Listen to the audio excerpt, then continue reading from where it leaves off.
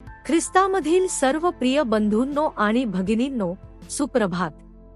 आजचा दिवस 23 जुलै, गुरुवार.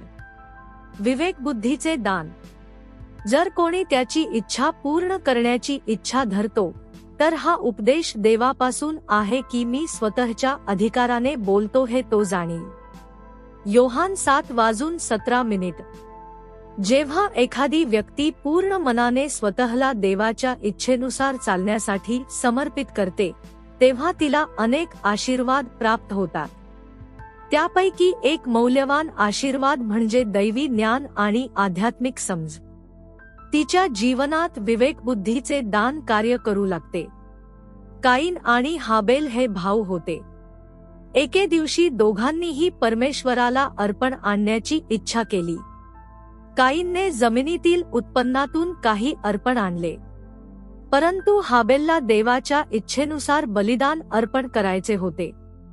त्याने विचार केला की परमेश्वराला काय आवडेल, कोणते अर्पण देव स्वीकारेल आणि कोणत्या गोष्टीने त्याच्या हृदयाला आनंद होईल.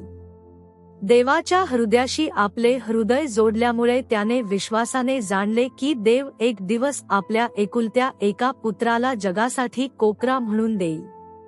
म्हणून हाबेलने कोकराचे बलिदान अर्पण केले. परमेश्वराने ते स्वीकारले आणि ते अधिक उत्तम बलिदान ठरले. जो कोणी स्वतःला देवाची इच्छा पूर्ण करण्यासाठी समर्पित करतो, तो देवाचे मन जाणू शकतो. तो योग्य शिक्षण ओळखू शकतो आणि योग्य मार्ग समजू शकतो. परमेश्वर त्याला स्वर्गीय प्रकटीकरण आणि आध्यात्मिक अंतर्दृष्टी देईल. योग्य शिक्षण ख्रिस्ती जीवनासाठी अत्यंत आवश्यक आहे. ते आपल्या आध्यात्मिक वाढीचा पाया आहे. परमेश्वर म्हणतो, माझे शिक्षण पावसासारखे पडो, माझे वचन द्वाप्रमाणे उतरू दे. अनुवाद 32:2.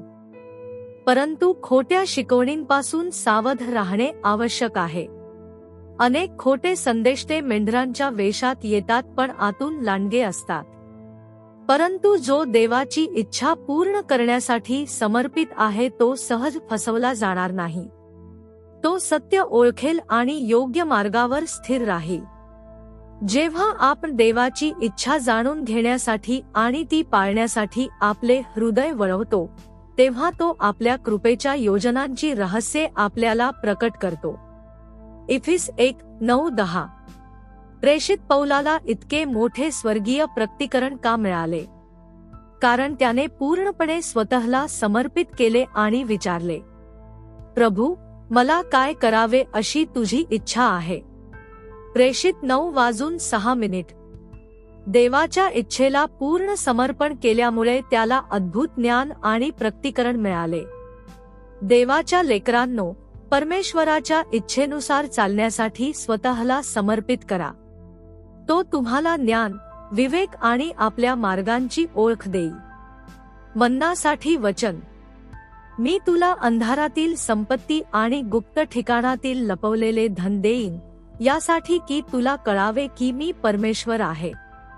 यशया 45:3. आजचे बायबल वाचन. सकाळ स्तोत्र 33:34. संध्याकाळ प्रेषितांची कृत्ये 24:24.